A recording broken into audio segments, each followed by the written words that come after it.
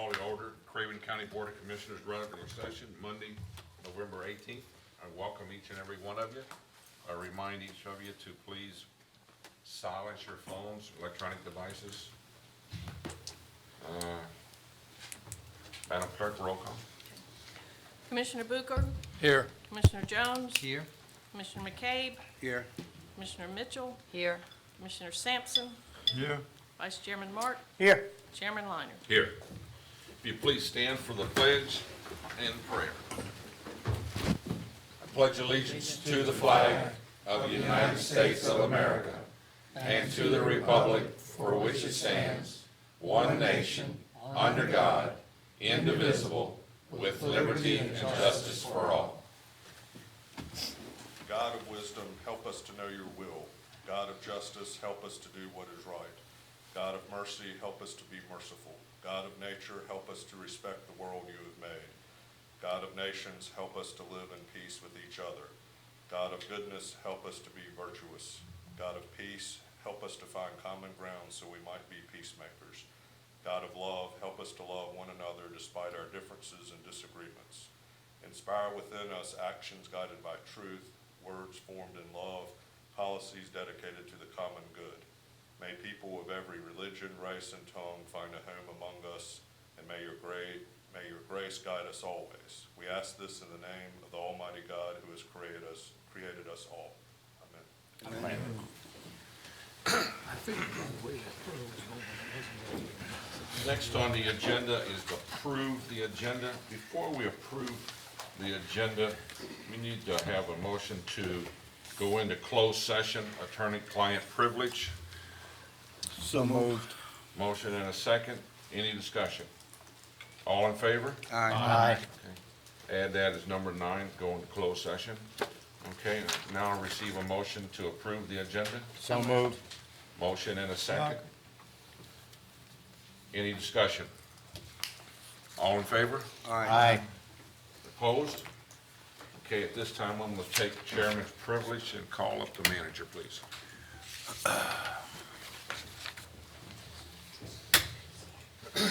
Mr. Chairman, thank you for the opportunity to come before you this morning.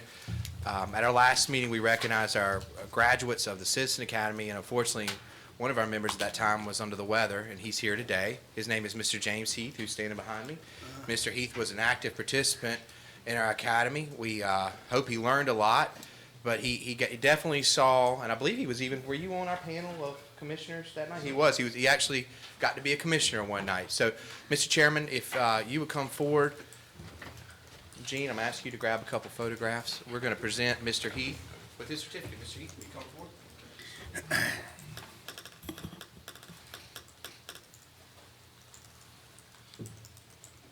Again, thank you for all your time and effort put into this. Greatly appreciate it. Thank you so much, sir. If you have anything you want to say, floor is yours. It was outstanding experience. I do apologize for missing that night, but I had a root canal. And I'm still trying to recover from that because the teeth is infected and it's infected other areas. And so age is catching up with me, but we're grateful to be here. Thank you very much. Thank you, Thank you. Okay. Okay. Next on the agenda, through the consent agenda for minutes of November 4th, 2019 regular session, tax releases and refunds, and DSS family caregiver funding budget amendment. I make a motion to approve the consent agenda. Motion and a second. Any discussion? Any comments? Madam Clerk? Commissioner Booker, Yes. Commissioner Jones. Yes. Commissioner McCabe, Yes. Commissioner Mitchell, Yes. Commissioner Sampson, Yes. Vice Chairman Mark, Yep. Chairman Liner. Yes. Okay, moving on, department matters, social services, senior program budget amendment. Mr. Merritt. Chairman, Commissioners, County Managers, thank you for having me. Bring before you an amendment today to just roll forward funds that were unspent from last fiscal year. These are donations that were earmarked for certain programs in the senior center programs, and if you have any questions, I'll be happy to answer those for you. Okay, receive a motion? So moved. Motion and a second. Any discussion? Any comments? Madam Clerk? Commissioner Booker, Yes. Commissioner Jones. Yes. Commissioner McKay, Yes. Commissioner Mitchell, Yes. Commissioner Sampson, Yes. Vice Chairman Marks, Yes. Chairman Light. Yes. Mr. Chairman, while Jeff's here, can I ask him one question? Jeff, just for the record, can you just elaborate on what the Sunshine Center is to the board and how that's going? Just, I will. it's a good opportunity to mention it. The Sunshine Center, the program that we have, is for individuals who are caring for loved ones that have cognitive illnesses, dementia, and Alzheimer's. With this care, it's almost all-encompassing. It's hard to do everyday tasks such as go to the grocery store, maybe go and pay a bill or something like that. So what we do in that program, we provide some respite. I think it's 2 hours twice a week for those individuals. And we'll do activities with those individuals, games, arts and crafts, things such as that. We try to serve individuals as long as we can, as they're able to not have any incontinence, something like that. Doesn't require a lot of personal care on our part, because then we start getting outside of scope about what our staff is able to do, but up to a certain point. So there's a fee associated with that, but we also serve individuals who cannot pay the fee. We get a grant from Carolina East, and so we're able to use those funds. And some of these funds go back to try to help those individuals as well, to cover those costs if they can't afford all those costs. So I just want to give you an update on that program. Any more information, I'll be happy to try to get to the manager. Number of participants, things like that, I don't have those off the top of my head right now, but I've actually been to a couple sessions, and I think we have around between 5 and 10 at the most. So that's held at the senior center, and people are greatly appreciative of that. We see a lot of times that when those individuals pass, they sometimes leave donations to us, and we get a lot of remarks about the thankfulness of the loved ones and them being able to have that type of resource and support in the community for when they're trying to care for those loved ones in their homes as much as possible. So. I just have a question I would like to ask him on another subject. And this is concerning our young people who's just beginning to go to school, and we know we're having a lot of problems in the streets now with young people being put out of school. And when young people get put out of school, I mean, when I'm talking about 2, 3, 4, 5, and 6, 7 years old, you don't have anywhere for them to go but the streets. You don't have anything to catch that base when they are that young. Do the social service have any kind of things that help keep young people in school? No, sir, we don't have any particular program such as that. I will say, Mr. Sampson, that if we have a working parent and, for instance, their work hours, when that child is in school and those work hours tend to extend to where they're out of school, there is that child care subsidy program, and that is something that they're eligible for that. They meet the requirements. Then that could be something where the child is out of school, where they're still within an age for where they'll be able to go to their regular child care center that probably will be taken to after school, but be there during those normal business hours. Sometimes kids are out of school, and the parents, some of the parents even might be in jail or might not be around somewhere. That's something I think we should think on, because we have a lot of young people in the streets now, and they're creating disturbances in the street, and the parents not there, and not there, even don't care. So, Well, I will say that if you think that there's a supervision issue like that, Mr. Sampson, with age and supervision with children who should have some higher level of supervision due to behaviors, I would encourage individuals to call a department. That could be a child abuse neglect report that we would take and go and try to look to see how we could go out and support that family and try to get some resources in there to modify those behaviors. all right, thanks. So that would be one program, sir. I'll talk to you even more. That sounds good. I look forward to it. All right, I got one other thing for you, Jeff. Just to throw in here. Since the last meeting, the City of Havelock Senior Center has become a center of excellence for theirs, and they're very few in the state.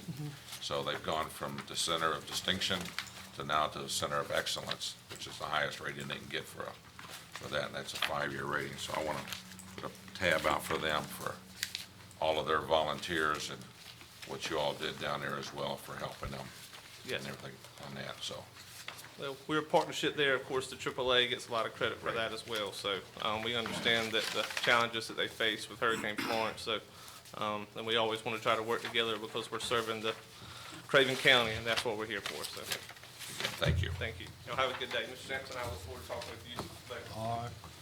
All right, next on the agenda, planning subdivision for approval, Don Baumgartner. Good morning. Morning.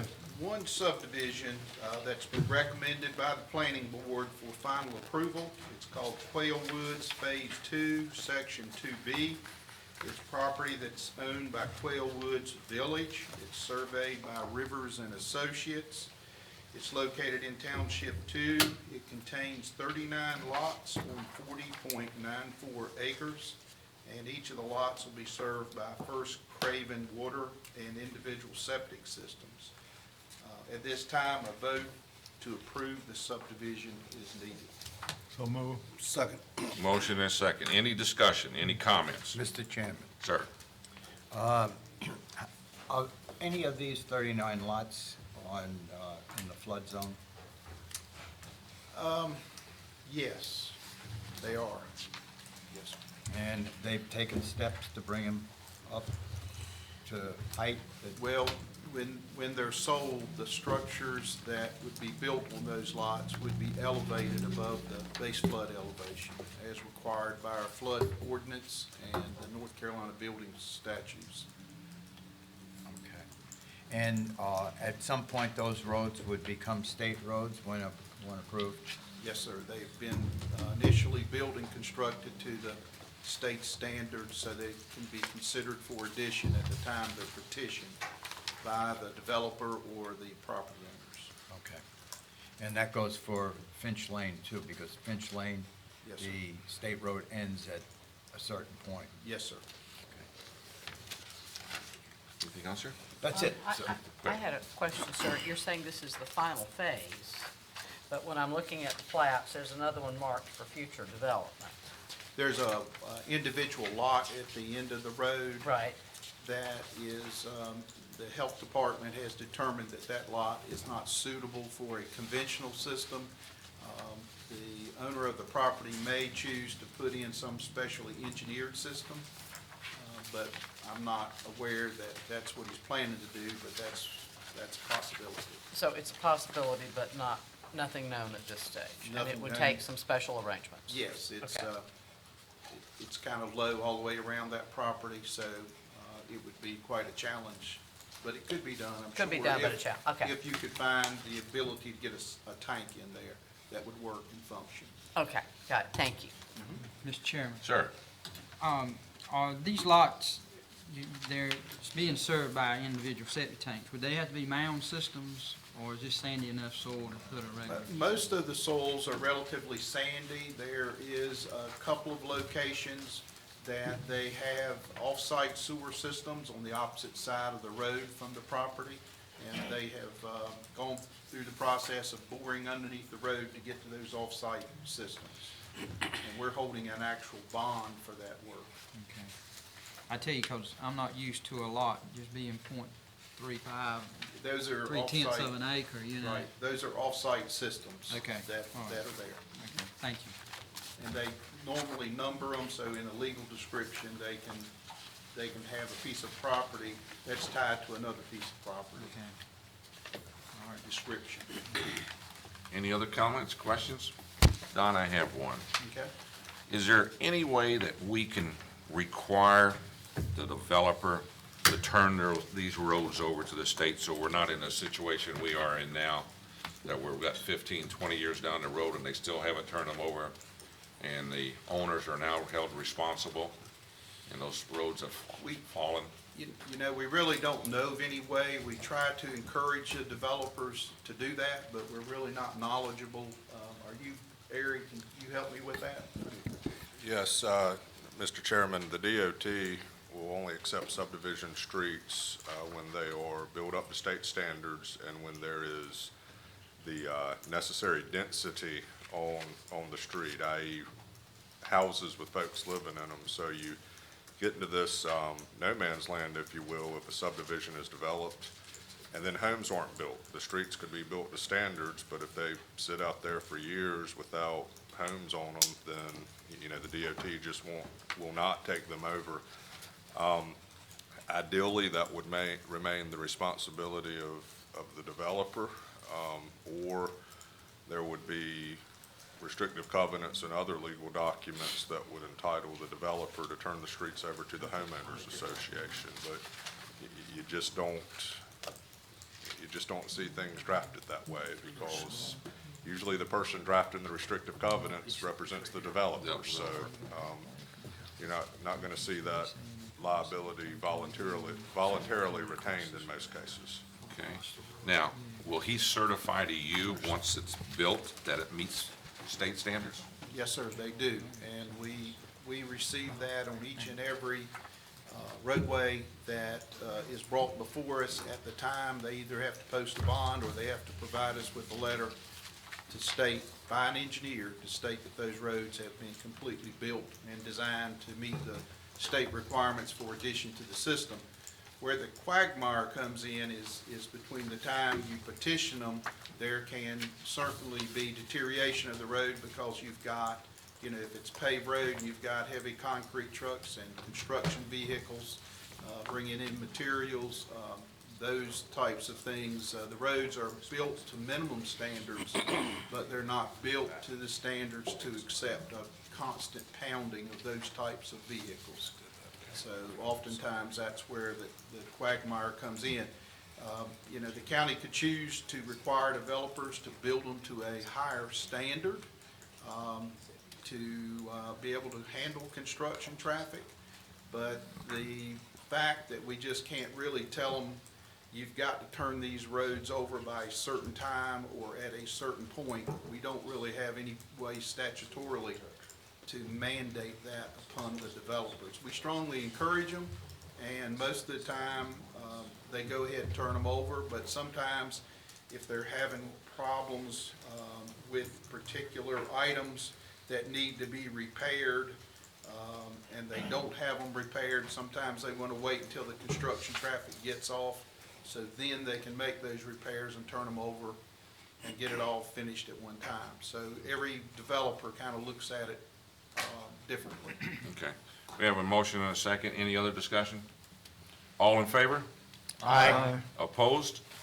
Thank you, Don. All right, thank you. Okay, next on the agenda, Sheriff Chip Hughes.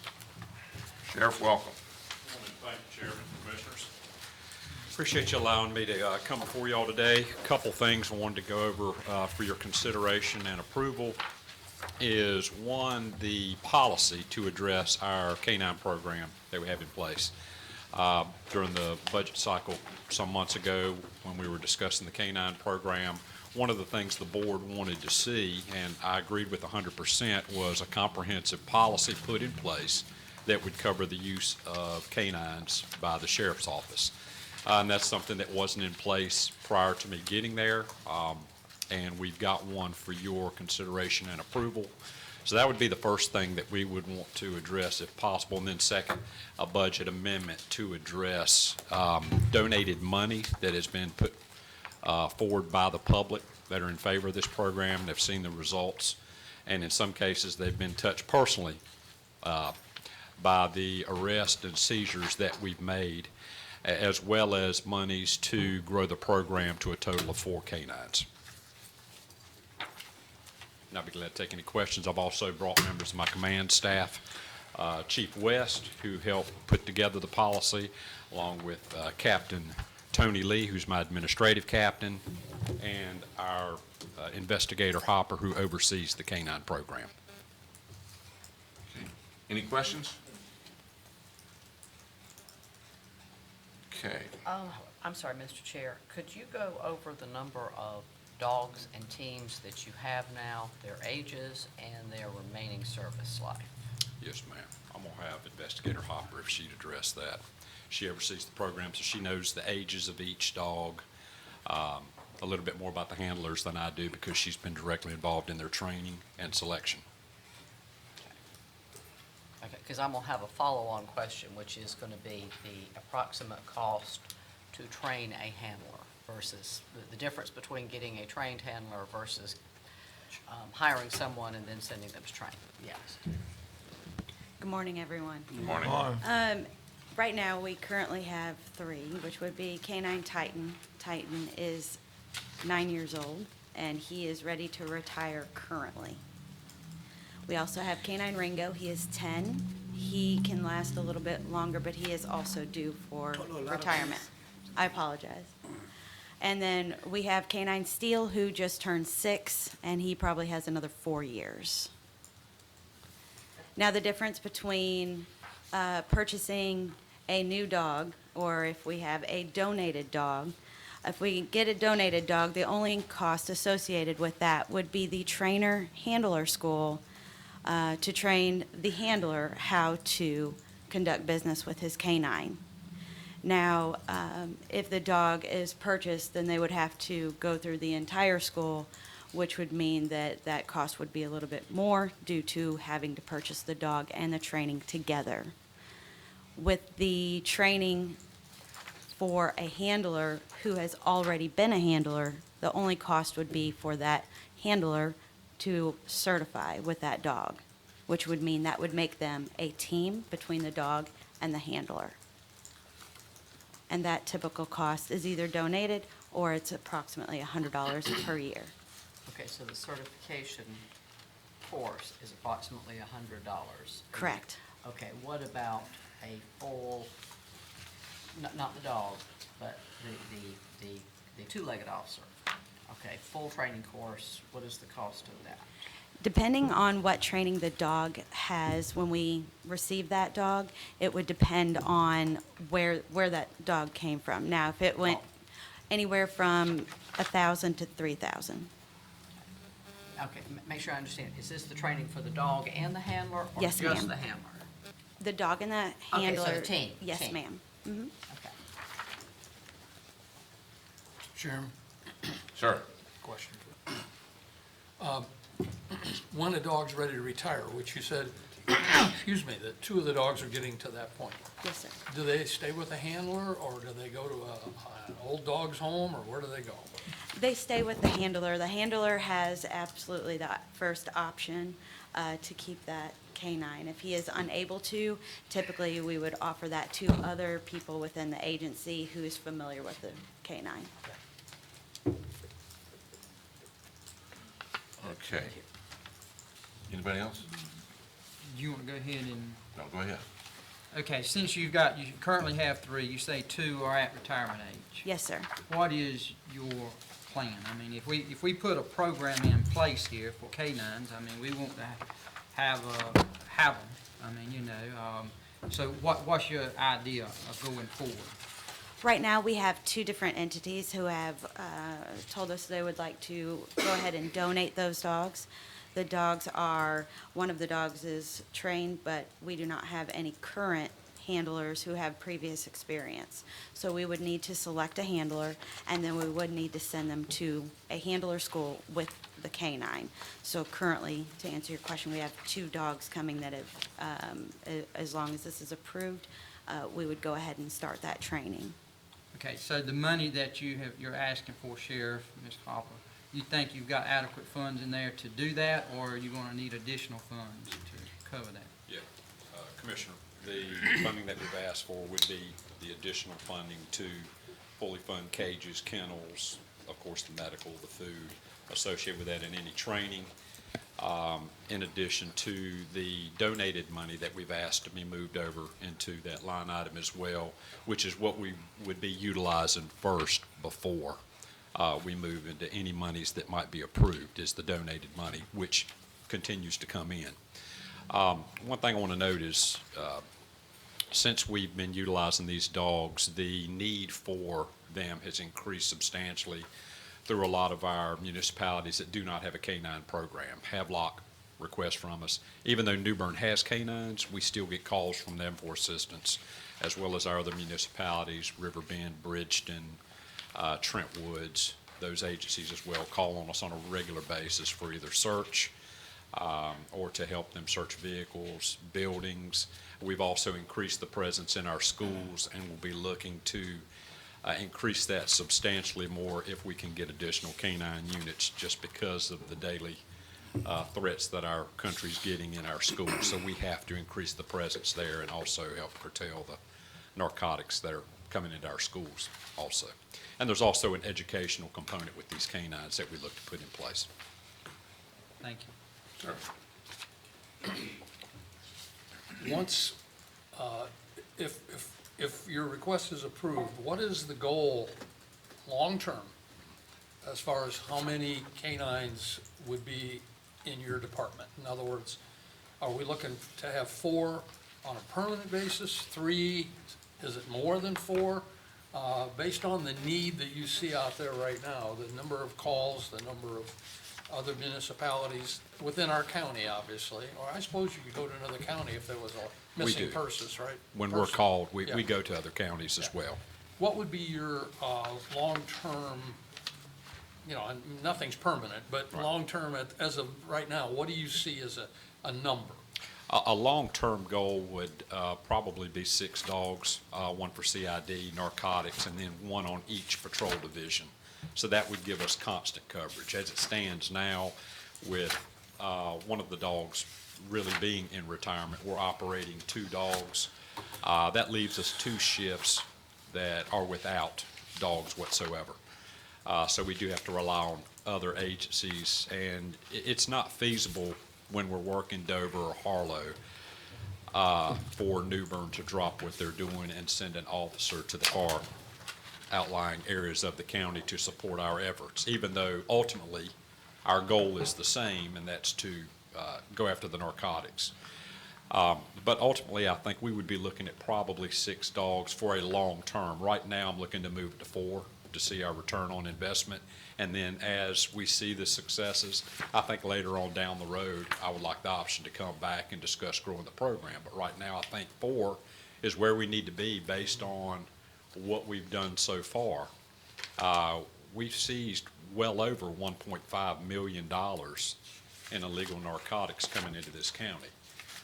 Currency, a lot of currency, a lot of weapons, articles that we've searched for, and once again, the mutual aid agreements that are in place where other municipalities that we service that have police departments as well as ones that don't rely on us for that service now. So I would say I can feel comfortable in saying a long-term goal, probably not next budget, possibly the one after. Once again, I'll want to look at the data and see what the return on the investment is for the 4. But based on what we've done with our limited resources right now, I feel confident in saying at some time we're going to need to grow the program a little bit more. Yes, sir. What would be our adjoining counties, Lenore, Pitt, Onslow? Do they have dogs, and how many do you, if you know? Pamlico does. I think Pamlico, investigator, what does Pamlico have? They have 1, and theirs is a tracker. Is that, or is it a multi-purpose, a tracking dog? Which we have relied on them for their tracking capabilities quite a few times. Jones, I do not believe Jones has any. Carteret, Jones has 1 in Carteret. Okay, Jones has a narcotics dog, and Carteret has a pretty good canine program.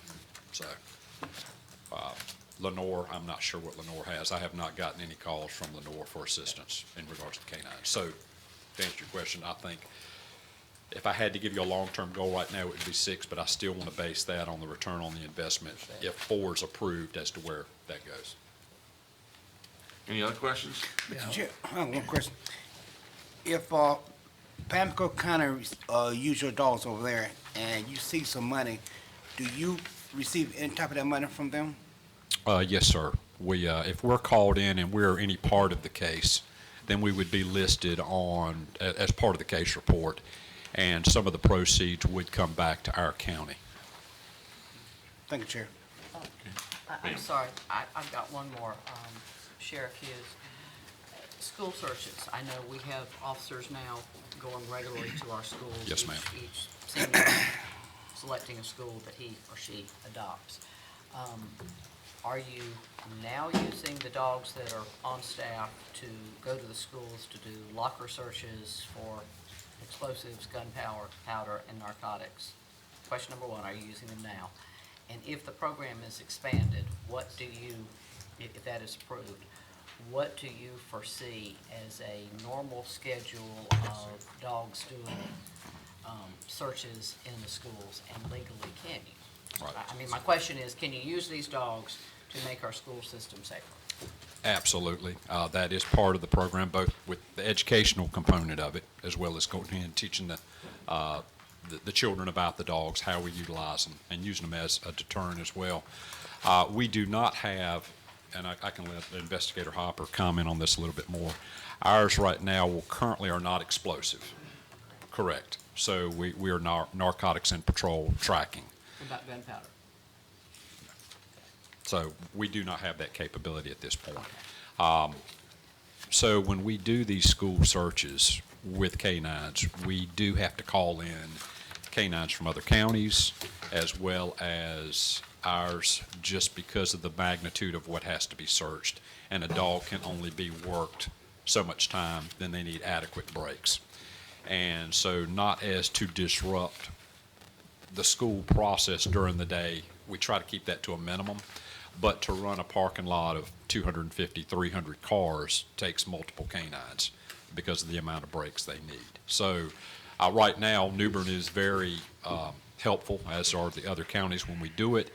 It's something I would like to do on a weekly basis, but right now we don't have the manpower to do that.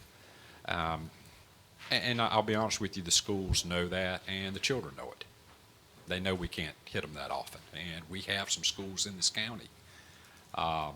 When we do conduct searches, we get results every time, and that's not something we're proud of, but we get multiple hits on vehicles as well as the stuff we take out of the schools, and it's not just the high schools. Any other questions? I just have one question. You talk about, food and brush, rake, tracking. The vet bills, for 4 dogs, what would be the average vet bills during the course of a year? I think, do we have an approximate on the vet? Yes, sir. Yearly, our general, just for a regular checkup or dogs going to the vet just to be seen on a regular basis to make sure they're healthy, preventive type maintenance, usually about $150 per dog is what it costs annually. Thank you. Yes, sir.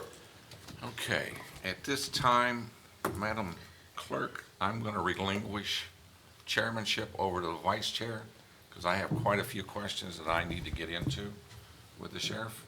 So, Vice Chair, you've got it. Sheriff, thank you. Yes, sir.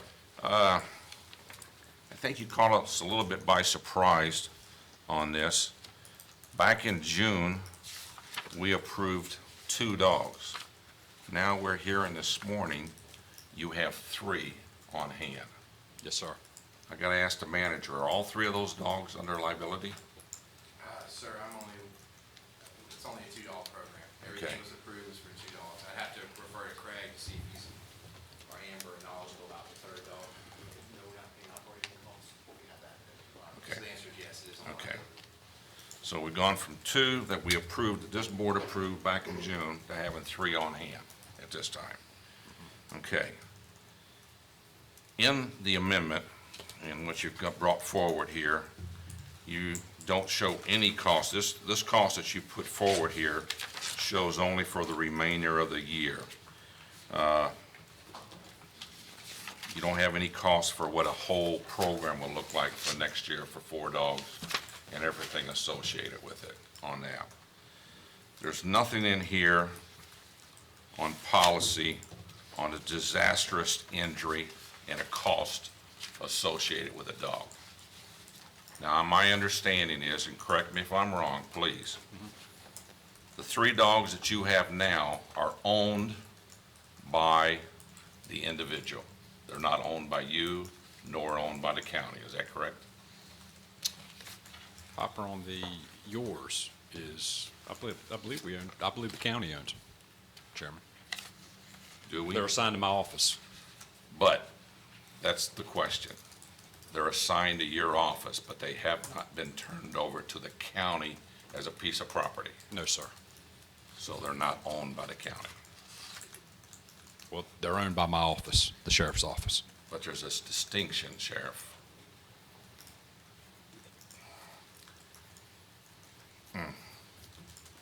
How can I get into this, lawyer? I mean, my opinion, sir, is we don't own the animals, so we've had no agreement to accept the animals. Right. Other than operationally through the handler in their use as an employee of the sheriff's office. But at this time, the sheriff and I can talk offline, and I'd like to pick his brain, but I don't believe we have any ownership of the animal. We're agreeing to do certain things like an owner, right? We're gonna act like an owner by paying for some routine care, food, and things like that, but I don't believe there's an ownership. Well, that's what I'm trying to come to on one of the other ones, of who owns the dogs. Who owns the dogs and the cost associated, because you've put this board in a precarious situation. That dog is doing quite a bit for the county, and he's a working officer. I fully understand that. But we have a lot more say over what happens to that dog if the county owns it and it has a catastrophic event happen to it, to the total cost. But for me to come up here and sit up here and tell that young lady her dog gets shot, God forbid, that we're not gonna pay the bill because we don't own that dog is not right. Is not right on that. So I don't see anything in there, and I think we talked about this during budget time. At what level is this board gonna be happy? On what level are we gonna pay for a catastrophic event for one of our animals on that? And that's not just talked out in the policy.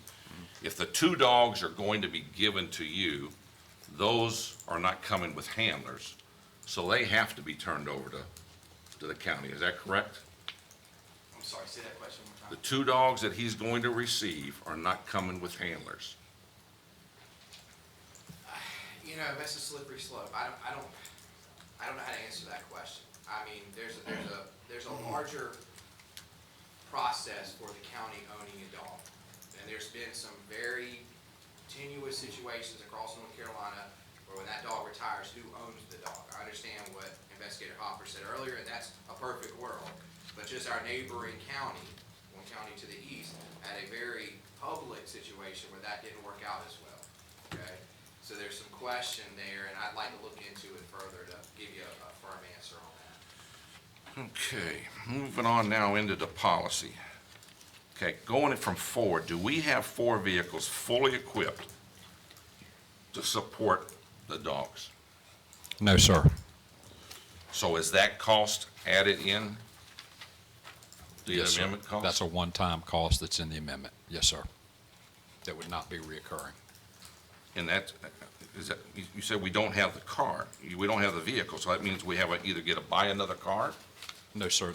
These aren't going to be new hired officers. This would come from existing ranks, so they would have vehicles. Okay, so do we have cages for all 4 animals, or no? No, sir. We have No. cages for 2. 2. Okay, mutual aids pretty much, okay. Okay, back on paragraph 8, you talk about trained handlers and what can be done. Or do you have signs that's going to be posted on all the vehicles stating that this can't be done? How does an individual going to know that he shouldn't reach his hand in or pet that dog if the window's open? He says, don't reach into the canine cruiser. I mean, are you going to post signs on all these vehicles or on these windows to make the public aware? First of all, the dogs are in cages, so they wouldn't be able to stick their hand into the cage. The windows are blocked, so they would not be able to just stick their hand into a cage. Well, I'm just going on what your policy says. Reach into the canine cruiser while the canine is inside. How does an individual know not to do that? I can't answer for an individual. I would think anybody with any common sense isn't going to stick their hand into a cage that's got a dog in it. I don't want to insult you, but you know people around here don't have common sense, Right. you know? I Some mean, don't. just not That's gonna true. happen, You know, okay. And I want to turn to the attorney on this because I find this probably unique in a way, and that's qualification of the handlers. Criteria for selection: give a 5-year minimum commitment to the K-9 unit unless promoted or removed. I don't think we can legally bind an individual if she or he wants to take a position in another agency prior to the 5-year term. Well, I think that's correct, Mr. Chairman. I'm not sure what the intent of the language in the policy is, but yes, it's correct. We can't force someone to, be employed for 5 years, if that's the question. That would, Chairman. Yes, sir. Yeah, that would be if they remained employed with our office. Then that would be a commended one because of the training and the investment that we would place in it. And that would be a position that they would accept knowing what they were going into before they even applied. So, I would say this: if for some reason they chose to violate the policy and not adhere, then they would, could be subject to dismissal. And of course, they're free to leave and go to other agencies. We have people leave, not that often, but they do go to state agencies and other agencies to work, and I don't hold anybody back for doing that. Well, and that's good, and I appreciate that. I fully understand it, but you got this in a policy that we've got to accept, that we're saying you're going to give us 5-year commitment, and the only reason you're going to leave unless you're promoted out of your position or you're removed. Right. And I don't want this board to be up there saying, hey, you're going to, they say, hey, Sheriff, I can't live up to this. 3 years is enough, and I've got another offer, and you just made the statement, disciplinary actions. I mean, that's wrong for us and the board, so. But all the policies in our policy and procedure are also at the pleasure of the sheriff as well. So they work at the pleasure of the sheriff. And if it's in the best interest of the sheriff's office and obtaining our goals and objectives, and they wanted to move, then of course we could release them from that. That would be a decision that I would have to make based on the totality of the situation. So at the end of the day, the policies are in place because we have to have policy and procedure. Yeah. But at the end of the day, the decision ultimately would rest on my shoulders. All right, you answered the dog's age and that. That's based on breed, I understand that. 10.3, maintaining good working order all issued equipment used for the training and control of the K-9. Any miscellaneous equipment such as leashes, collars, and et cetera. Et cetera is a real broad word. I mean, what are we getting into? I mean, you're looking for paying for this. What does et cetera really mean? What are you getting at there? Beside leashes, collars, maybe vest. We're not looking at, in that policy, we're not looking at big ticket items. These would be small things that would be needed for the dog, probably in the process of their training. Would that, Investigator Hopper, would that be accurate in saying that? Yes, sir. Whenever it says such leashes in good working order, that is just any equipment that was issued to the handler. They would be responsible for making sure that it is able to be used prior to each coming on to each duty, make sure that it's safe and workable material equipment. It is not anything that's, being purchased in addition. It's just any training equipment required for them to perform their duties on a daily basis and making sure that they keep it in a good working order. That's what that is meaning. All right, thank you. Okay, 11.2. In emergency situation, assure that the K-9 receive immediate medical attention. The handler will then notify the Operations Division Captain or designee as soon as possible. Elaborate a little bit more on that, Sheriff, would you? Investigator. All right, sir, in those emergency situations where maybe the K-9 would be injured, or if he was tracking and he got his legs stuck under a tree, any of those type of injuries, that this is requiring the K-9 receives that immediate medical attention, which we have the vet staff, we have their off-duty or, non-working emergency numbers, and then the handler of that dog would then notify the operations division captain or whoever the sheriff designee is chosen to be as soon as possible, and that is just so that the staff is informed of what's going on with their canine. All right, 11.7, I'm going to come back to. 11.8 and 11 and 12.1 actually reference each other. Do we have heat sensor alarms in all of our cars? We have them in two, sir, and those are the two existing kennels that we have. And we would need the two additional, if this was approved, we would need the two additionals. But that comes along with the purchase of the kennel. That comes with the kennel. Yes, sir. Okay, how are we using it now for the third dog if we only got two kennels? He's just not leaving the dog in the vehicle for any period of time where anything, he is required to check on him constantly. He's not allowed to leave the dog in the car for any amount of time. Okay. 7, I got that one.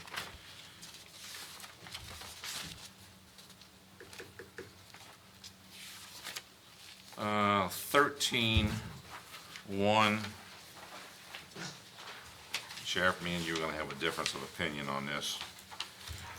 To maintain the highest level of training standards, thus reducing civil liability to the Craven County Sheriff's Office and more effectively prosecute criminal offenders. Sheriff, you have no liability. The liability belongs to the county and this board. So all of the liabilities is paid for by this board and the county. Is that not correct, manager, lawyer? Well, at the end of the day, if you were to sue the sheriff's office, there's absolutely nothing to sue for. The money's with the county commissioners. That's what, I mean, at the end of the day, all the offices, departments, whatever of the county come to you for the fiscal authority through the budget to buy and sell things, pay debts, things like this. So I would say that that stays, the civil liability would be with Craven County. Great. Okay, moving from there.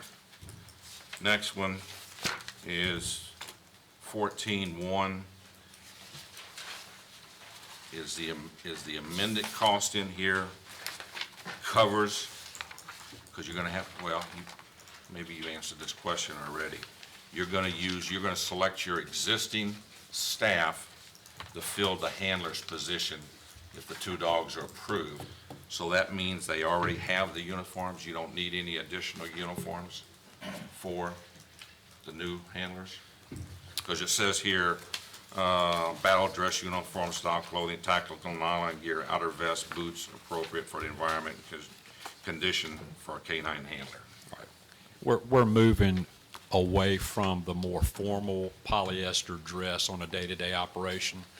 Part of that is coming out of my uniform budget. So we are in the process of transferring over to that, or transition over to that. So that would be part of the everyday uniform that my folks are going to now. Okay. Mr. Chair, can I elaborate on 13.1? I think it's important to I want to make sure I say everything I need to say on that one. Just so because you have the sheriff's office there doesn't exclude the county. I mean, I don't know that that's right or wrong, but at the end of the day, the liability falls with where the money is, and that's with the Craven County Commissioners. I don't have a heartburn necessarily with it saying sheriff's office, because at the end of the day, if they sue the sheriff for a liability issue, it's going to come here. So I understand your point of process there, but I think in either way, I think it's it the needs same to be result. slash county or something. I mean, because a normal individual reading this, he thinks the sheriff's liable. Sheriff's not liable. This board is liable. Understand. Okay, I got one other thing here. Sheriff, I want to go back to 11.7. And I was going to ask you for a cost, but I don't think we can for a cost. Done some research over this last night late, trying to figure out and understand this. And there's a lot more to a dog handler than a dog. Are you and the staff familiar with the FLSA, the Fair Labor Standards Act? And you're applying this, because I don't see a formula in here of which one you're using to how to apply. The Fair Standard Labor Act doesn't specify that you have to give a certain percentage or a certain amount each pay period. All it does is say that they need to be compensated, and the average and where we got 1 hour is doing research on multiple surrounding agencies throughout North Carolina, and 1 hour per day was the average between all the agencies that were researched. Ma'am, I don't disagree with you on that, not at all on that, but court cases have come out and recommended or shown 30 minutes to 1 hour. But you don't talk about in here at any time that cost, you got in here 1 hour per day per pay period, okay? According to the Fair Labor Standards Act, that cost has got to be activated 365 days a year, both for days off and for vacation time as well as sick time. So that actually comes out every day of the year. They've got to be compensated for it. That compensation charge is also added to your salary. So if you're doing 1 hour a day, 7 days a week, that's 7 hours. That means you're only working 33 hours. Or anything else above 40 becomes time and a half. And I don't see a cost. I can't get, you can't give me actual cost, but a fair cost on that, of what you're gonna be looking for, because that's making a difference. If you're planning on 40 and adding 7, then you got 7 times overtime at time and a half. Actually, I don't think everything over 40 for us is time and a half. It is by, And I'm gonna have to, I really need to rely on Amber for this, because we're getting down a path here. The sheriff's deputies and investigators work an alternative schedule to a traditional county employee, and Amber can explain it to you if you like, or we can answer this maybe better in writing. But I Well- think by building the schedule a little differently, I don't think we can look at it holistically in a 40-hour work week. Correct. The sheriff's office works in a 28-day work period, and they have 160 hours where the regular employee is gonna have 40 hours in a work week. The sheriff's office looks at a 28-day period, and they have additional hours.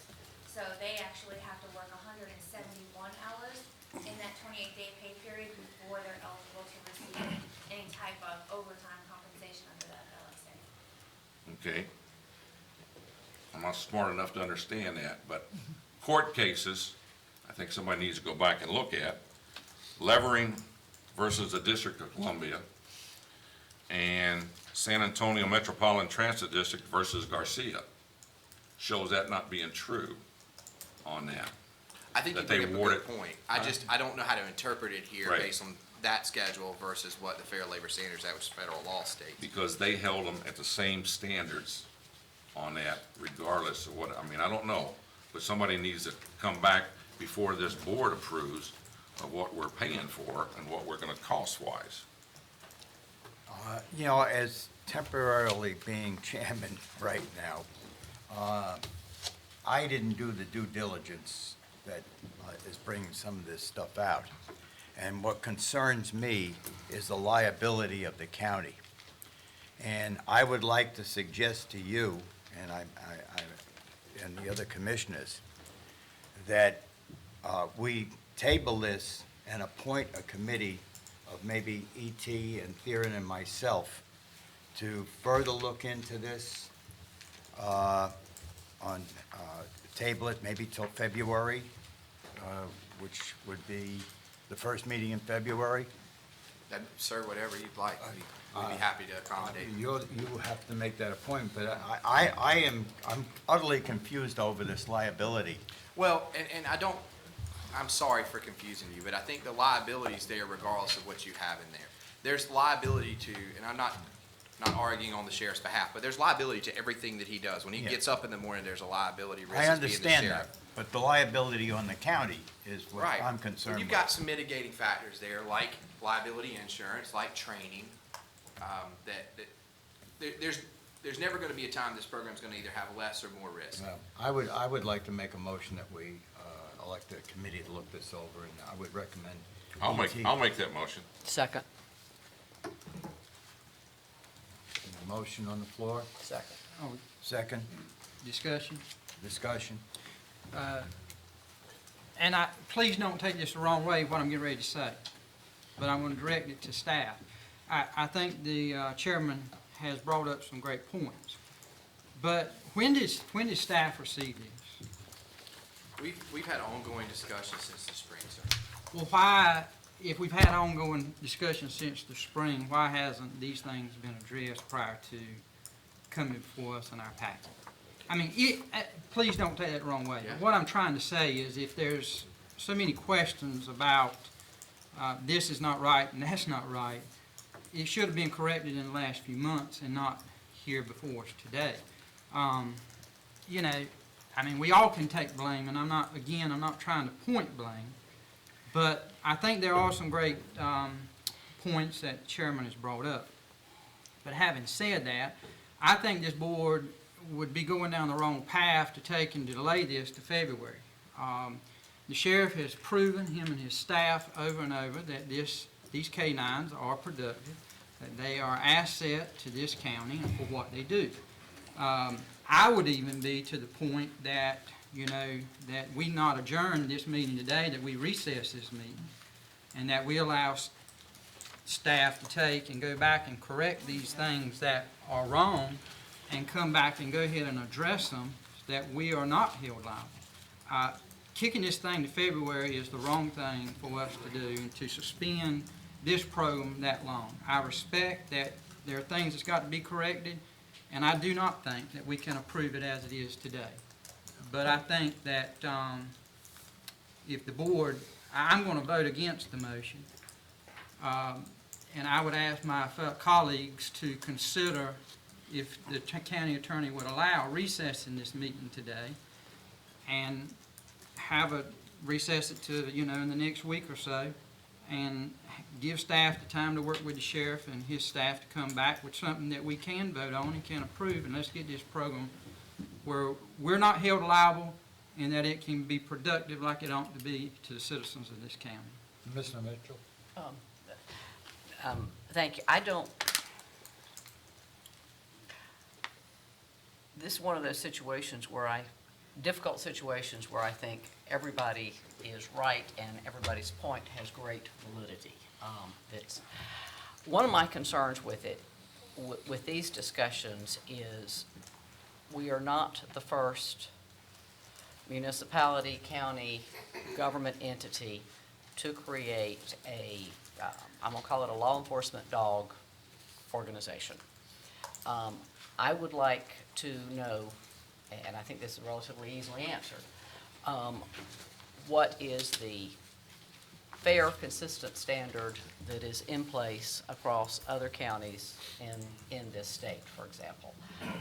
I think that's a relatively simple issue, and I take Commissioner Jones' comment over why haven't these been fleshed out very seriously, because I think it's not that difficult. It's a matter of research. One of the things I'm going to go back to, because I think it's one of the concerns over this board, and I think it's a very valid one, is vet bills in the case of injury. Okay, if my dog gets his back broken and I wish to spend $10,000 for him to live for the next 6 years driving a cart, that's my expense, that's my dog. Okay, these dogs are working assets. Okay, if there's a severe injury and he or she can be restored to full working capacity, then that may be worth doing. Okay, if the dog cannot return back to duty and will need to be retired, then frankly that may not. But I think we need to have some boundaries in there, okay? But I also think it's a common sense issue with it. these are not people, they're dogs. And I'm an animal lover, and I hate to say that, but that's something we have to address. I don't oppose the committee. I'm not sure if I'd kick it to February. I think these are some common sense issues that we need to address now with it and move it a little bit faster. I think it's gone on too long for a year. I think there's utility to the program. I've always said that. I think our painfulness has been moving forward on what are the limitations of this program if we go forward. And let's make some decisions on it. So, enough said. Any other discussion? Go ahead. Commissioner Booker? Number one, thank you for what you've done with this program so far, which obviously is, I don't think anybody disagrees, is a positive thing for our county. The liability issue, to me, is no different than the liability we have when somebody gets in one of the cars and starts driving every morning and maybe makes a mistake and has an accident that causes someone's injury or causes us to destroy a car. I recall during the prior sheriff's term that I went to the county garage one day, and at that point, I was a vendor to the county, and I was delivering something, and I saw 4 sheriff's cars parked out in various conditions of being destroyed. So I said to the guy that was running the garage, who's retired now, what's with all the cars? He said, seems like once a week we get one wrecked and get it towed in here. That's a liability issue every time that happens, and I know that's under your watch. I think that's declined, and I appreciate that. But I appreciate the comment about liability, but quite frankly, we got a liability every morning when you start up your shifts, or not just in the morning, but 24/7, we got a liability. So the liability doesn't concern me nearly as much as some of my colleagues here, I guess. The second point I want to make is this is a new program. Chief West, I would assume that this policy wasn't something that you sat down and wrote from scratch. I assume that you pulled from other agencies to get this policy put together. Yes, sir. We researched several agencies, and with Investigator Hopper, her vast experience with canines, she is the expert, not me by any means. And when I was more of an admin, we pulled policies from all around to get best practices and accepted practices across the board, and that's how we developed the policy. Thank you. That was my assumption, and I guess my comment to that is, I would challenge anybody here on this board to say, hey, I'd like you to sit down and write a policy that's all-encompassing, that's perfect, and leaves no error, no space for any error. I'm not disagreeing with the chairman's picking certain points. I read this prior to coming to the meeting. I read every point. I saw a couple things that I thought, I'm not sure how that really works, and yet I'm not sure anybody here could write an airtight policy that would cover every situation and make sure that we're covered in every situation so that there's no way we could ever get sued or have any liability or any dog being a problem. That's just not going to happen. So my point would be to summarize my point is that nothing's perfect. And everything is a work in progress, and yes, I'm sure there's some changes need to be made. I came prepared to approve it based on the fact that it may not be perfect, but it certainly is a good starting point, and if we need to make changes to it as we go down the road, we can certainly do that. So we got a working program that's in place. We haven't had a firm policy. We now have one that's pretty comprehensive. And any new program in any organization, and I think I speak with experience here, doesn't automatically start out perfect. So that's my comment. I'm totally against waiting until February to do something. I mean, that's what government does. It waits. And I like to move and get things started and then correct it as we need to correct it as we go down the road. And there may be definitely some items here that need to be corrected. So that's my comment. Yes. Okay, all right. You know, everybody's picking on liability and saying that, you know,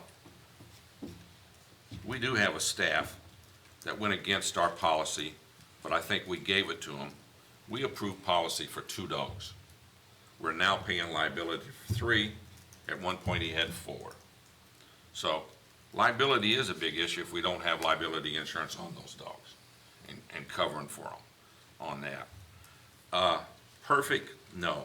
But manager, I think the comment was made that you've had this since spring or summer. I thought you just got this past week. Well, this is the 4 dogs. There's been some minor changes to it we just got last week. That is correct. Okay. But we've been working on a policy with the sheriff's office since probably April. Right. And just to, you know, a lot of, and I'm not trying to be argumentative by any means, but there's a lot of points in here that you can go either way on, right? You know, I don't necessarily know, as Commissioner Mitchell noted, what's the balance between emergency care. I'm not sure anyone knows it till you get in that situation and you have to make that decision. I think the liability point, again, I'm not concerned about it. I agree with Commissioner Booker. I think there's liability regardless if you have 1 dog or 100 dogs. You're going to have liability with the new program. It's just the way it works. Things are going to happen. Even when we've used other people's dogs, like the city of New Bern, we had liability at a school because we asked them to go through and the dog scratched someone's car. I mean, at the end of the day, things like that happen, and you just got to make it through. Is the policy perfect? No, it is not. There's obviously things that can change, but is there a better way to do things? We haven't found it yet. I mean, we've worked together, we've looked. The question I think that's most concerning to me is 11.7. I don't know of a better way to do it, but I also don't necessarily like it that way. But there are some court cases out there that go in several different directions. Well, Mr. Chair, if I may, no decision is a decision, okay? It's not kicking the can, it's no decision. I would suggest to Mr. Vice Chair or Operating Chair that perhaps we modify this. There's some things in, I think we're 80% of the way. Okay, I think there's another 20% that's tweaked, and I would disagree with you. I think we need to have a policy in place in terms of what kind of medical care the county will I pay didn't say for. we didn't need to have a policy. Okay, I'm just not sure this is the right, I'm not sure what the right Well, I think we verbiage have should to, be. well, I disagree with you on that one. I think we have to make a decision, okay, with it in terms of what the county will pay for. My suggestion perhaps is modify this, table this vote, okay, to the next session, all right, which would be to December. It kicks the can 2 weeks to modify this on the egregious issues that are a major concern, and then move forward to a vote. I'm willing to do that. I would second that. And then I'm a believer in timelines and goalposts, and that forces us to look at this right now and Yeah, look at it hard. I just, you know, after everything that's been brought up here, I would like to go into this a little bit more. I didn't spend as much time as the chairman did looking into this, or maybe Denny, but there are some things in there that I don't understand. Chairman, if I could, there's not going to be a perfect policy. There's not. This is proven to save lives. We have taken thousands of dosage units off the street since we started this. That equates to saving lives. We're serious about the heroin and opioid epidemic. When we pull heroin, cocaine, fentanyl, these dangerous drugs off the road before they get to our streets, that equates to saving. That's what this program is about. It's not just something I want. It is proven and shown that it has results. And that, at the end of the day, is what I'm charged to do, is protect, just like you are, protect the county's financial and all. I understand that. And I am liable for this. If it was something that I didn't think would work, I would have done away with it. But it's got proven results over time and time again. So I feel very convicted about this. And I will push to have this moving forward as it works. Mr. Chairman, I know we got a motion on the floor, and I've heard another motion, so I'm not sure where we're at with that. So that would be I think I amended my motion. So you're amending your motion for 2 weeks, okay? Can I speak on this motion then? Am I okay, County Attorney? Yes, sir. I'd like to throw this on the table. Mr. Chairman, you brought up some good points. I'm not here to debate them. I wrote down every one you wrote. What I'd like to say is, could we go through this policy today, and those, Mr. County Attorney, Mr. County Manager, that you feel that are questionable, let's pull them out. Let's approve the policy without them today. Then at our next meeting, come back with the changes, and then reinsert them back like they ought to be. Then we're not leaving here today without something, a policy for these folks to have to be able to operate in the next 2 weeks. I don't think none of us want, and even though we have different opinions in how to get there, none of us up here are against this program. Nobody. I mean, nobody's against this program. We want our sheriff's department to be able to function properly in the next 2 weeks. I don't want them to have to shut down their K-9 program over the next 2 weeks because we haven't approved an appropriate policy. So that, I would like to ask if that's possible. You may not be willing to consider it, but I would like to throw that on the table. Well, let me throw something else on the table then. How can he shut down his program if we don't approve the policy? He's been operating since July with multiple dogs, with some type of policy. But that hasn't been approved. I understand that, but I think it's the goal of this board today to make sure that the sheriff's department is in compliance as much as we can be. I mean, I think that's your desire. I think that's all of our desire. I think it's the sheriff's desire. I want him to be in compliance as he goes forward in these next 2 weeks, and that he's not out of compliance. I mean, you may feel like we're all right to wait 2 weeks, but I mean, I see no problem with going through here. If there's certain lines that need to be pulled out, pull them out, approve the policy, and bring them back and correct them like they ought to be corrected. Mr. Attorney, go ahead. Yes, sir, Mr. Mark. I thought that might be a question for me. I think it would certainly be prudent to restate the motion. There was an element of a ad hoc committee being appointed and things like that.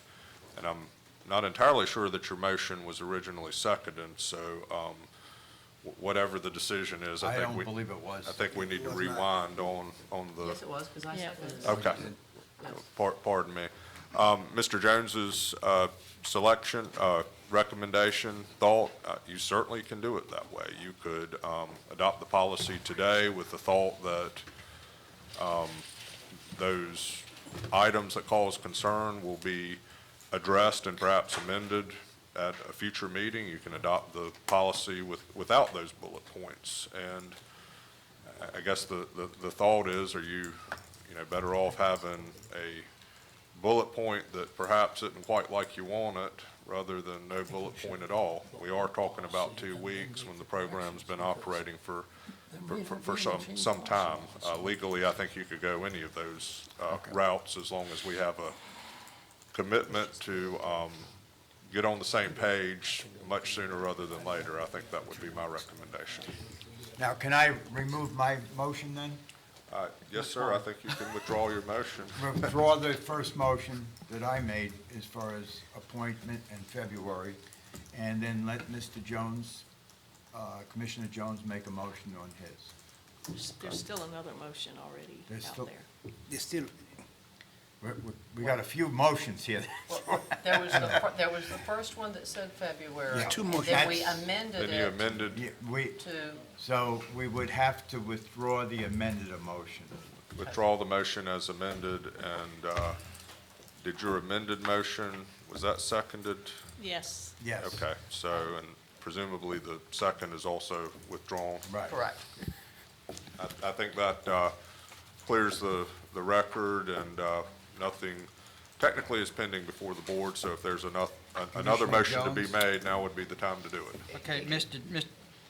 Can I make You one want- go ahead, yeah, quick go ahead. comment, because I think it's going to support yours. Right. The only thing that I will say is if we do anything, let us put a short timeline on it. I am not comfortable with it. At some point in the future, we will come back and amend it. Those things don't ever get done. If we're gonna do it, say, whatever it is we're gonna do, within 2 weeks. But let me make it understood. I came here to approve it too, but then when I started hearing all this stuff about liability and everything else, I got kind of swayed. But I'll go along with Mr. Jones. Mr. Chairman, if you will entertain a motion, I'd like to ask that the Board of Commissioners approve the K-9 standard operating procedures as presented with the following exclusion to be taken out, that they be reviewed by staff and the county attorney and brought back to the Board of Commissioners at our next regular scheduled meeting. I'll second it. Well, let me outline finish which it? ones I'm going to pull out. And these were some that the Chairman Liner had. Number 8, about reaching into the K-9 cruiser. Number 9A. Commissioner Jones, Yes. let me just make sure I understand what we're looking on. Number 8, his only question there was whether there was signage on the vehicle. And I didn't get, Commissioner Jones, there is. There is? Okay, well then I take away number 8 then. Exclude that one. 9A, about the 5-year minimum commitment. Sir, on that one, that's, again, we can't, the sheriff has, as he said to you, has protocol on things that he expects from an employee. Commissioner Jones, I have no problem with that one either. I mean, that's, All right, if we can, take it out Sure. and just bring it back. Yeah. Where you want? 10.3, at the end where it says any miscellaneous equipment such as leashes, collars, the et cetera, just to maybe look at that one and have some better wording for that. What one was that? 10.3 with the et cetera, that the chairman responded back. I think 11.2 was answered. 11.7, I'd ask it to be taken out.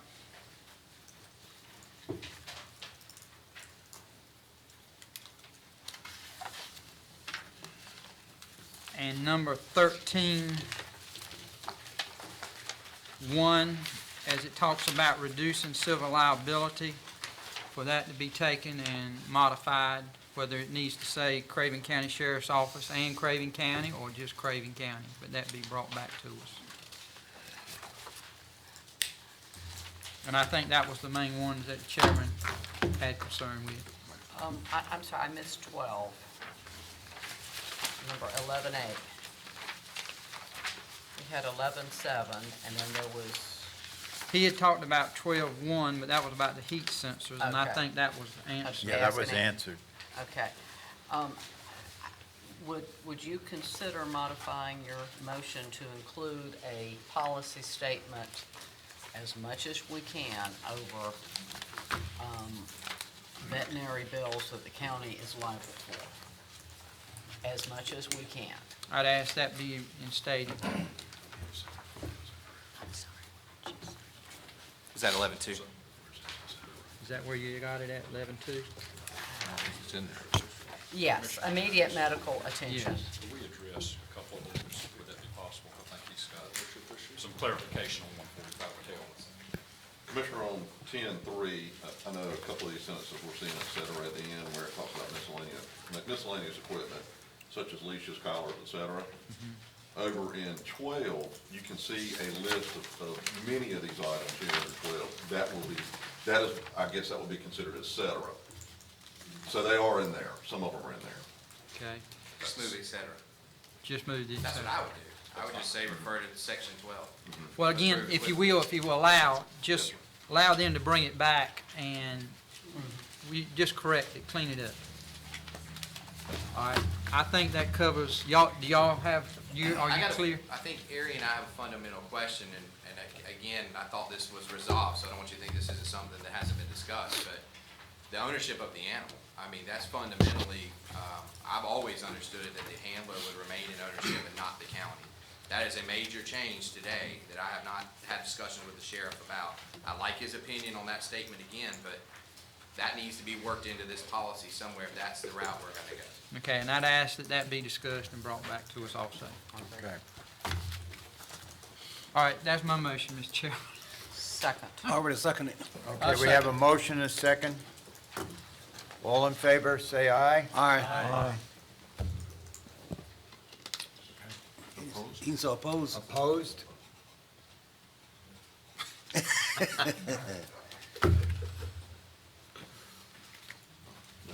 I vote yes. Vote. We have a unanimous vote. You also need to consider the budget amendment as well. Section 2 of this item. We have a motion for the budget amendment I for... so move. Second. All in favor, say aye. Aye. Discussion? Roll call. Roll call on this, please. Commissioner Booker? Yes. Commissioner Jones? Yes. Commissioner McCabe? Yes. Commissioner Mitchell? Yes. Commissioner Sampson? Yes. Vice Chairman Mark? Yes. Chairman Liner? No.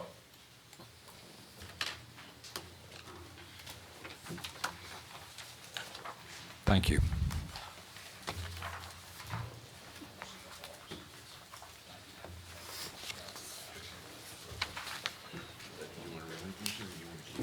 No, I will relinquish the chairmanship back to you.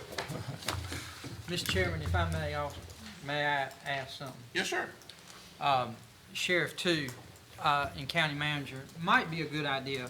We've approved this budget of $18,316, but I'd like to ask also, in y'all's discussion between now and our next meeting, let's make sure that we've got adequate funds in here to do what you've got to do That's to right. get this program up and going like that this policy says. I mean, you know, there's no need of us coming back in a month here and saying, well, you know, I don't have $1,000 or $2,000. I mean, I'm not talking about, you know, let's make sure you got to get what you got to get, the cages, et cetera, et cetera, et cetera, the training, and that you got enough in this fund to carry you through the rest of this year. I'd like, if I could, just ask for that to be discussed. Anybody have any objections? Manager? You got it? Yeah, yes, sir. Okay. All right, next on the agenda, appointments, pending, current, and upcoming. Pending appointments, Adult Care Home Advisory, Craven County Clean Sweep, Nursing Home Advisory, New Bern Planning and Zoning Board. The and- New Bern Planning and Zoning Board, we've sent out an application to Bud Stilley, who's accepted, so I'm waiting for the application to come back in. Okay. Senior Legislative Tar Heel Alternate, if we've got anybody. Okay, current appointments, Juvenile Crime Prevention, 2 vacancy. Tracy Shoup has submitted the application as shown on 5B, seeking appointment to the Juvenile Crime Prevention Council. Scott Murphy also has submitted an application. Attachment 5B, seeking appointment to replace Rick Moser, who has resigned. Mr. Chairman, I'd ask that Ms. Tracy Shoup and Mr. Scott Murphy be appointed. Any other nominations? Hearing none by acclamation, they're both appointed. Craven County Clean Sweep, 2 vacancy. Tyrone Brown has submitted the application as shown on 5B, seeking appointment to the Craven County Clean Sweep Board representing District 3. Mr. Chairman, if there's no one else, I would like to recommend that he be appointed. Hearing none? All right, go, sir.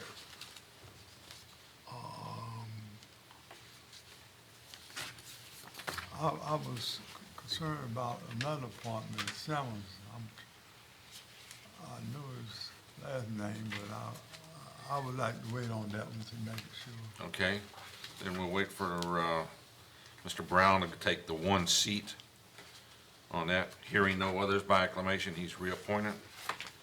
Upcoming appointments, term expiring in December, Craven County Health Board, Recreation Advisory Council, Emergency Medical Service Advisory Council, Nursing Home Advisory Committee.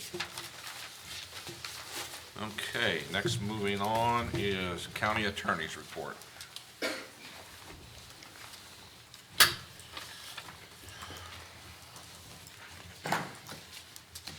Good morning. Morning. Fine. I have one item for the board's consideration this morning. It is the final approval of the sale of county-owned property that the county acquired through a tax foreclosure. The property is located on Dry Ammonia Road, parcel ID number 044134. The offer previously made and initially approved by the board was in the amount of $2,800. The total taxes and costs involved in the tax foreclosure were $2,239.57. The current tax value is $9,000. Mr. Chairman and members of the board, it is our recommendation that the county give final approval to this matter so that we can get the deed recorded and get it back on the tax rolls. So moved, Mr. Second. Chairman. Got a motion and a second. Any discussion? Any comments? All in favor? Aye. Opposed? Thank you. Thank you, sir. County manager.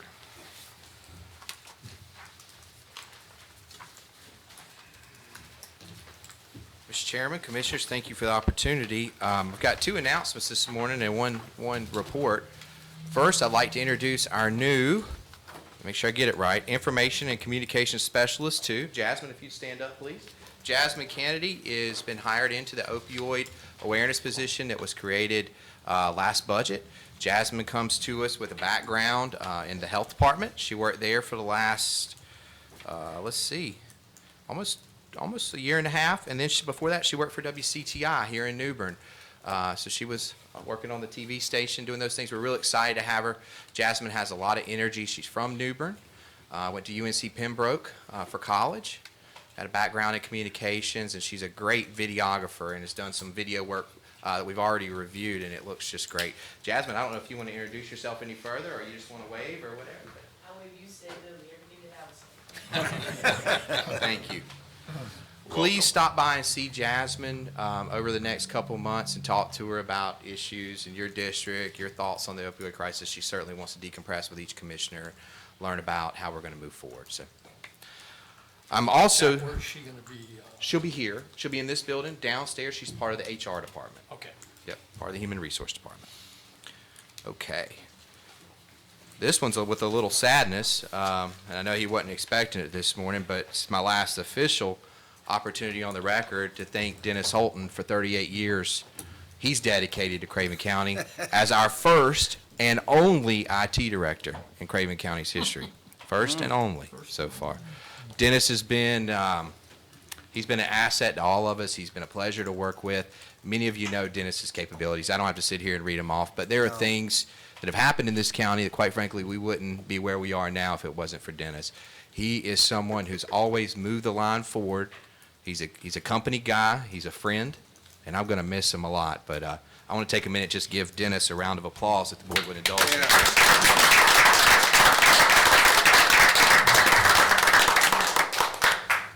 So we've got someone coming in and someone going out. Speaking of coming in, I have attended quite a series of meetings over the last 2 weeks related to the James City Highway 70 project. I know Vice Chairman Mark also attended a meeting I wasn't at, but I'm more in the coordination of now that they've got a design team on board, how this thing's really going to work. And let me tell you, these are 4-hour meetings, and there's a lot of information, and there's a lot of moving pieces. So at some point, what I'd like to do, probably once the new year goes, is have DOT come in and brief the board on where we are and their consultants. I think it's all information you need to know because there's going to be county cost here. One that Dennis and I talked about last week is we do have a fiber line that runs from New Bern to Havelock. We're in discussions now. That's 100% going to have to be moved. We need to partner with the city of New Bern and other folks who use that line to determine the best location. We've got water lines, there's cable lines, there's all types of things that go down, and there's going to be disruption. But one of the things that I've heard over and over is one of the things DOT focused on the RFQ for was how to limit the disruption. So one of the things the design team will come in immediately before they do anything else is how to design it in a manner where we still keep traffic flowing both ways. And we don't have some of the issues that we had around Slocum Gate where you have 4-hour sort of stops. There's going to be some real thought put into it on the front end, which I think is important. But we do have, and I've already talked with Stanley, we've got emergency vehicles and we've got all kinds of other things that need to go back and forth. So we're going to have to be cognizant and start talking now about how we're going to make changes to make sure we're ready. I want to make you aware, Commissioner Booker, potentially you, I'm sure you'll get calls once it starts. It's going to, pretty much any interchange coming off 70 is going to be affected. So, but any questions for me? Any other items? Yes, sir. Could you elaborate on the river cutting? Well, I was going to, I wasn't sure if a commissioner was going to talk about. I'll be happy to. Yeah. Yeah, Well, I'll say, last week, three of us, Commissioner Jones, Commissioner Mitchell, and Commissioner McCabe, got to attend the Highway 17 bypass ribbon cutting in Jones County. It was a great event. I think it showed progress in East North Carolina that I'd heard somewhere between 50 and 65 years it took to get it done. But it got done, and I do believe, Commissioner McCabe, we may have been the first to drive on it as we left. Yeah, it was. They opened it up right as we went by, headed north toward New Bern. But I'll let the commissioners fill in the blanks, but I think it was a great event. I really enjoyed being there, so. Anything else? Any other questions? That's it. Thank you. No. Okay, next, Commissioner's report. Commissioner Booker. I have nothing. Commissioner Jones. Two items. First, in our monthly packet that County Manager sent out about the number of inspections, and Don, you could answer this, you ain't got to, Jack, but I notice we're still seeing high number of inspections for 2019. Is that still contributing to Hurricane Florence? Yes. It's not necessarily new development, just trying to get things back? All right. Thank you. And the next thing I would just state, talking about Dennis Houghton, there's a lot of wonderful people in county government that we got here in Craven County. But I don't care where you go, when you see him, he's always got a smile on his face. True. He has always treated my family with the utmost respect. And Dennis, you're definitely going to be missed in this county, and we appreciate your service to the citizens. Appreciate what you've done. Thank you. That's all, Mr. Chairman. Mr. Mitchell. Thank you, Mr. Chair. I'd like to reiterate what the county manager said about the Highway 17 bypass ribbon cutting. That was special. It's taken, 55 years or something to make that happen. Worthwhile. Let's hope for more of them. In this season of the Marine Corps birthday celebrations, I'd like the county to, at least informally, wish the Marine Corps happy birthday. I attended one of the Air Station Ball last week. I'll do the wing ball later. It's really encouraging to see so many fine young people, men and women, serving their country. And last, I've got the North Carolina Military Affairs Commission meeting tomorrow. I'll be going up to Raleigh. That, I'll bring back a report to the board. And last, the Wreaths Across America ceremony is scheduled for the 14th of December. That's Saturday morning. It's a special celebration that we honor our military veterans, and I will hope that everyone who can will be there. Mister, I'll let you do that. I'm not having go. Oh, okay. But with it, yes, I'm sorry. Attended the Veterans Luncheon at Temple Baptist on Veterans Day, which offers a free lunch to all veterans in this community and a number of their spouses. It was extremely well attended, both by veterans, county officials, elected officials. Commissioner Booker and I were there. I'm blanking out because I was carrying cake and barbecue to everyone with it. Thank you, everyone, for attending. A great ceremony, and appreciation to Moore's Barbecue and to Temple Baptist for hosting it again as well. Thank you. Mr. Chair, I just have a few things I'd like to thank the county manager for speaking on the river cutting, and also Commissioner Mr. Mitchell. It was cold, but most of us were dressed for it, and there was a lot of people showed up and had a wonderful dinner at the fire department, and was catered by Bells and Bells, and the food was very good. And also, I'd like to thank Dennis Houghton. I hate to see him go, but if I can keep it here, I would, because he has really, really helped me in a lot of things that I couldn't do myself. And he's a good man, and he's gonna be really missed. And it's hard for anybody to fill his shoes. How much he contributed these many years to Craven County. And I want to continue, ask God to continue to bless you in the future, that you would live a long, long jeopardy, a long time in good health. And that's all I have to say, Mr. Chair. Thank you, sir. Rich Sampson. Mr. Chairman, I'd just like to say that I'm very concerned about young people. I say all young people, but I'm saying we need to start in the ages kids begin to go to Smart Start. And even when kids are birthed, when they have to go to the hospital, that they be given a clean bill of health before they return home. Because I notice a lot of kids now is going to the hospital, and when they're coming out, the parents been on drugs, some strong drugs. It affects the kids in a certain way. And right now we know that kids don't have anywhere to go when they get put out of Smart Start or get put out of or lower grade school. There's nowhere else for them to go but home, and a lot of kids don't have anyone at home to go to, so a lot of them is up and down the streets creating hardship on themselves and others also. I have some people other people in the community is concerned. It's not only happening in one neighborhood, but it's happening in all neighborhoods.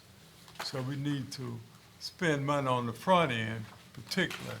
I know we finally got this OPAR set up, and we also got reentry set up, but we need something for the young kids who put out of school with nowhere to go but to jail. And you can't put them in a jail cell with adults, so that's gonna cost you even more money. And I need some ways of getting some people or some committee to work to see how bad it is. I know how bad it is in some of the communities, but I can imagine it's happening all over the county. And we have some people in my community that's organizing that they can do something in that community. We even talked with our church concerning any help we can get. We talked with the police in our community, any help they can give us, but we need to follow up and get some other peoples involved. I know from experience that we have a lot of young people set in their ways that they can go to prison, and then they get dismissed from prison. They don't have nowhere else to go because they can't get a job but back to jail. So we want to break that cycle. And it's going to take all of us working together to see can we get help for our kids before it's too late. And if they continue to stay on the street, we're going to have to face other medical bills because they're going to be hurting somebody or destroying somebody else's property. And we are asking all the citizens that's a concern, and we all should be concerned, to offer their help, that we can get some relief and also bring our kids up. I know a lot of people say that parents ought to do it, but we find that the parents are not doing it. All the parents are not doing it. And we're set up now that we got parents that don't care. We're relieving the drug problem somewhat, but it's still not, we're not doing enough that we can say, well, we don't have to worry about the kids taking a part of this. Because I feel that we have to start from the bottom coming up, not the top going down. Because if we continue to let these kids continue to grow up in this same system that we have them growing up in, we're gonna face the same problems we have right now. So I'm throwing a net out that anyone want to come in and support this program, support these communities. And I haven't did any research work in any of the communities, but I just see this thing happening in all the communities. So we're asking help from everywhere we can get help. because I believe it's a big problem, and I believe we can save money if we would get down to the bottom of this problem and work up rather than getting on top, working down. That's all I have to say right now on this, but I will be talking about it, we'll be working with this problem. Another thing I would like to talk about is our really dutiful servant for the county. I've been knowing him for at least 23 years. And I know he's a nice guy and he do his job well. And he been with the county, he did a lot for the county. And he did a lot for each of us in keeping us on board and keeping the work going in the county so we won't have so many complaints in the county. He's done an outstanding job, and I know we're gonna miss him very much. And that's Dennis. Dennis have made a believer out of me that we can work together to make things better for everybody else. Another thing that I'd like to talk about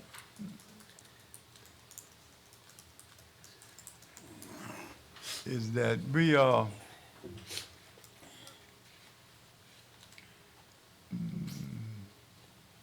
let's see what else I had down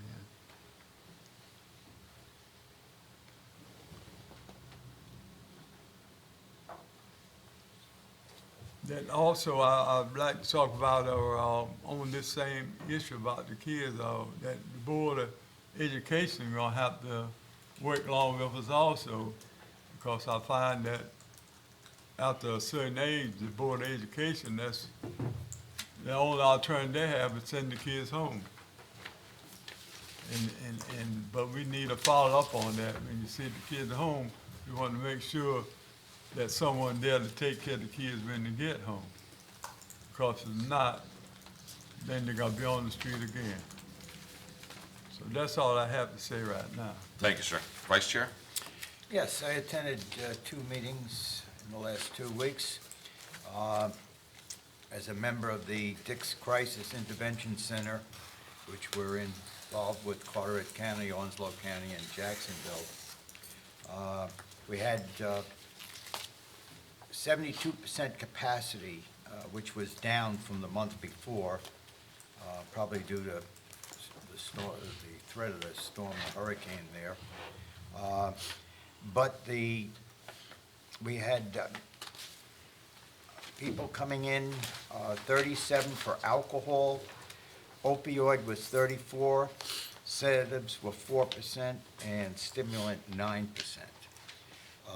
We're trying to get we're trying to get a certification on IBC, which is a chair. When somebody comes in and we don't have a bed, they can be put in a chair and held for 23 hours until there's a bed available. Hopefully that will be coming along and the state will approve it. In addition to that, I also attended a meeting of Highway 70, and there was a great deal of time spent on Department of Transportation shortage of money, and I think there were some articles in the paper that were against the Transportation Department. And I think what you have to understand is, unfortunately, we've had a number of hurricanes where a good part of transportation money went to. We have another problem in that we're working with no budget from the state this year, and therefore we've had to put a number of roads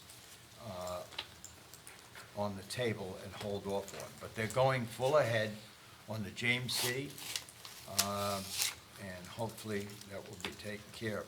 Also, I spoke to them on Vanceboro, on our road up there. We're gonna put the roundabout, and they're supposed to report back to me as when that's gonna start.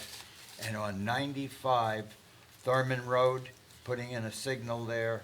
I think you were involved in that, weren't you? Actually, yeah, yes, yeah. And they're supposed to get back to me on that this week. I had that on my list to talk to the manager about.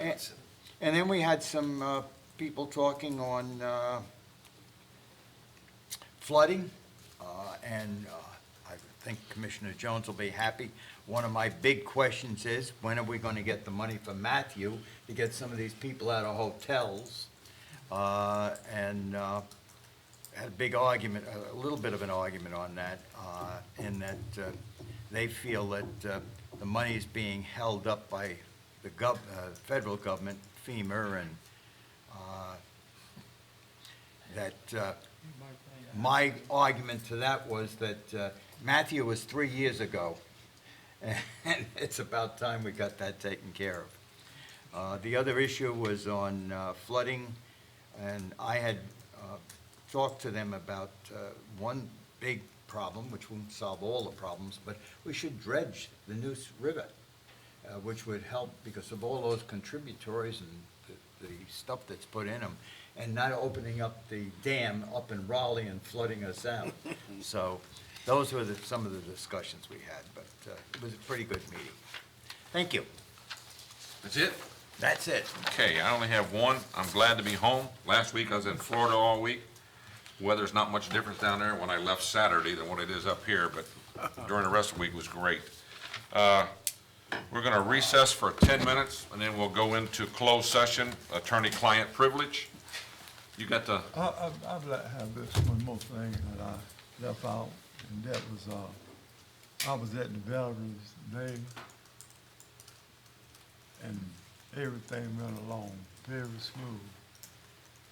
I kept looking for you. I said, there's something matter, he's not here. But I tell you, those guys did a great job. I tell you, when people working together, I tell you, I can see success.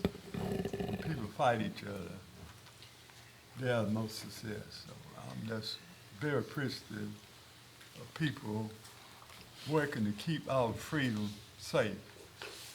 Elderly on time that we need to work hard is now, because it seems like it's not as safe as it used to be. But I know we can do it. All we have to do is continue to work together. yes, sir. Yes, sir. All right, receive a motion to, So move. Second. all in favor? Aye. Opposed? All right, we'll be back in, at 10:30. We'll start closed session. There'll be no action taken coming out of closed session. Is that right, attorney? Not necessarily, Mr. Chairman. Okay, so there may be action taken. There may be, yes, sir. Okay. Okay.